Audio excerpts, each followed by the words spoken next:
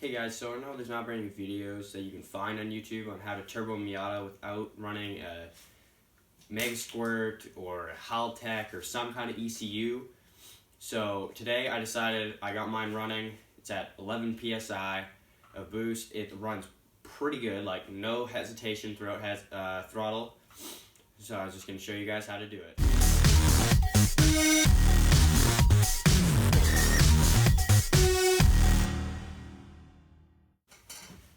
Hey guys, so I've been looking on forums a lot for Miatas, and haven't been able to find good information on how to turbo Miata on a stock ECU.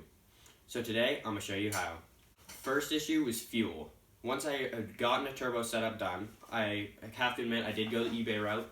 I went with a Chinese, or it was called a JDM Sport TD05 16G, which is meant to be a replacement turbo for Evo or an Eclipse, which is a little big for the Miata. I think it's 0.73 AR. So to make it run right, we had to put a lot of fuel to it, have the wastegate spaced out as far as possible so it engaged last minute. And yes, that means the wastegate's still closed all the way. You just adjust the rod, make sure everything's at the minimum boost level. I'm running 11 PSI boost this way. I'm able to run like not rich but not lean. It's pretty good. I've test ran it many times now. It's working. If anything does happen, I'll give you guys an update. But the biggest thing is fuel. I had to run a Tomei Type S regulator. Everyone says that you need to run FMU 12:1 or 10:1 if you can. I ran this Tomei. It's a 1:1 rising rate fuel pressure regulator. It's expensive, but it's not super expensive. The big thing is to make sure instead of using your idle pressure to be 30, you want to bring it up to about 50, because then when you hit boost, it brings it up to about 70-ish, making it so I don't lean out, which works perfect. After you figure out the fuel, timing is a big thing. Most people, they buy a special little box or whatever that retards your timing once boost hits. I didn't go that route. What I ended up doing was retarding the timing back to 8 degrees, because I am running an intercooler. I have an oversized intercooler just so that I can run more boost in the future when I do go Mega Squirt, because I don't plan on running this forever.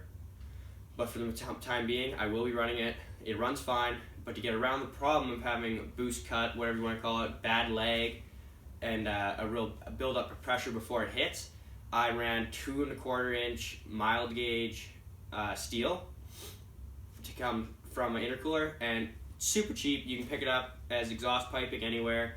Yeah, it might not be the fancy aluminum everyone uses, but it works better. It holds up better, and you don't need to have an aluminum welder. You can weld it with a MIG like we have. Now to combat my fuel, once I hit boost, I used a Flying Miata part called an O2 signal modifier. They sell this piece. It's a little pressure switch with 2 wires running out. What you have to do is you have to take the diagram they give you, pull out your carpet, or well, just pull it back. You don't have to pull all the way out. Wire it into the ECU, run this line into your manifold. As soon as it detects pressure, it could be even 0.01 of a PSI, it sends a signal back to this little pressure switch, activates this pressure switch, and cuts signals to the O2 if there's an issue so you don't accidentally run lean. Another big thing is anyone who tells you you have to run something bigger than stock injectors, you need to get Supra injectors or RX-7, RX-8 injectors, and then once you hit boost, then it finally runs good. You don't need it. I've ran mine now with the stock injectors. I've checked, I have an AFR gauge and everything. So I have a wideband, everything checks out, everything's good. You just need to be able to put the fuel to it. That's why I have my base pressure set so high. Now, it doesn't idle rough when it's like this. It doesn't overfuel like ridiculous. Your pressure's just a little bit higher. Yeah, it's like 20 pounds higher.